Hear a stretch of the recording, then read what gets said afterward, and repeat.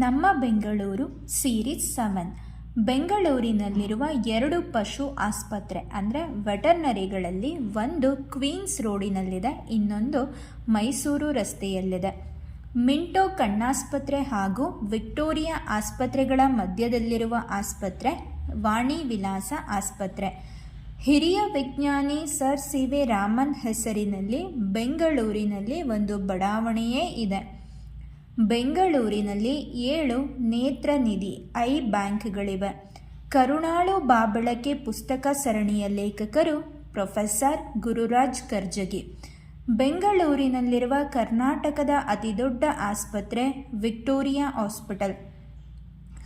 ಭಾರತದಲ್ಲಿ ಬೇರಾವ ಭಾಷೆಯಲ್ಲಿ ಬರುವ ಮುಂಚೆಯೇ ಕನ್ನಡದಲ್ಲಿ ವಿಜ್ಞಾನ ಎಂಬ ವೈಜ್ಞಾನಿಕ ಮಾಸಪತ್ರಿಕೆಯನ್ನು ಆರಂಭಿಸಿದ ಬೆಂಗಳೂರಿಗ Bellave Venkatanarayanappa. The Indian Institute of ಸೈನ್ಸ್ನ ಇನ್ನೊಂದು ಜನಪ್ರಿಯ ಹೆಸರು ಟಾಟಾ ಇನ್ಸ್ಟಿಟ್ಯೂಟ್. ಬೆಂಗಳೂರಿನ ಸುಪ್ರಸಿದ್ಧ ಸೆಂಟ್ ಮಾರ್ಥಾಸ್ ಆಸ್ಪತ್ರೆ ಆರಂಭವಾದ ವರ್ಷ 1886. ಕಳೆದ 26 ವರ್ಷಗಳಿಂದ ನ್ಯಾಷನಲ್ ಹೈಸ್ಕೂಲ್ ಆವರಣದಲ್ಲಿ ಕಾರ್ಯಪ್ರವೃತ್ತವಾಗಿರುವ ಒಂದು ವೈಜ್ಞಾನಿಕ ಸಂಘ ಬೆಂಗಳೂರು ವಿಜ್ಞಾನ ವೇದಿಕೆ. ವಿಶ್ವಪ್ರಸಿದ್ಧ ಇಂಡೋ ಅಮೇರಿಕನ್ ಹೈಬ್ರಿಡ್ ಸೀಡ್ಸ್ ಸಂಸ್ಥೆಯ ಸ್ಥಾಪಕರು ಡಾಕ್ಟರ್ ಮನಮೋಹನ್ ಅತ್ತಾವರ್.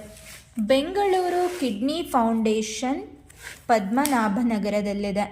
ಕಾರ್ಮಿಕ ವಲಯದಲ್ಲಿ ಚಿರಪರಿಚಿತವಾಗಿರುವ ಇಎಸ್ಐ ಆಸ್ಪತ್ರೆ ರಾಜಾಜಿನಗರದಲ್ಲಿದೆ. ಸುಪ್ರಸಿದ್ಧ ಮೋದಿ ಆಸ್ಪತ್ರೆ ಇರುವುದು ಕೂಡ ರಾಜಾಜಿನಗರದಲ್ಲಿ. ತೋಟಗಾರಿಕೆ ಪಿತಾಮಹ ಎಂದು ಖ್ಯಾತರಾಗಿರುವ ಡಾಕ್ಟರ್ ಎಂ.ಎಚ್. ಮರಿಗೌಡರ ಹೆಸರಿನಲ್ಲಿ ಲಾಲ್ಬಾಗ್ನಲ್ಲಿ ಒಂದು ಸಭಾಂಗಣವಿದೆ. ದೇಶದ ಅತಿ ದೊಡ್ಡ ಅಂಗಾಂಶ ಕೃಷಿ ಕೇಂದ್ರ ಇಂಡೋ ಅಮೇರಿಕನ್ ಹೈಬ್ರಿಡ್ ಸೀಡ್ಸ್ ಬೆಂಗಳೂರಿನಲ್ಲಿದೆ. ಬೆಂಗಳೂರಿನಲ್ಲೇ ರಾಷ್ಟ್ರೀಯ ವಿಮಾನಶಾಸ್ತ್ರ ಪ್ರಯೋಗಾಲಯ NAL ಪ್ರಾರಂಭವಾದ ವರ್ಷ 1960. ಮಿಂಟೋ ಆಸ್ಪತ್ರೆ ಕಣ್ಣಿನ ಆರೈಕೆಗೆ ಹೆಸರುವಾಸಿ.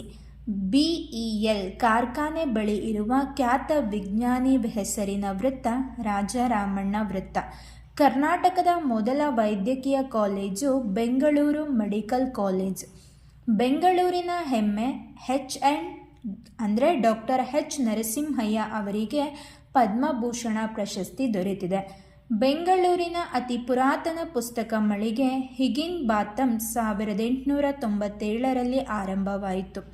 ಕಬ್ಬನ್ ಪಾರ್ಕ್ನಲ್ಲಿರುವ ಮಕ್ಕಳ ಗ್ರಂಥಾಲಯದ ಹೆಸರು ಇಂದಿರಾ ಪ್ರಿಯದರ್ಶಿನಿ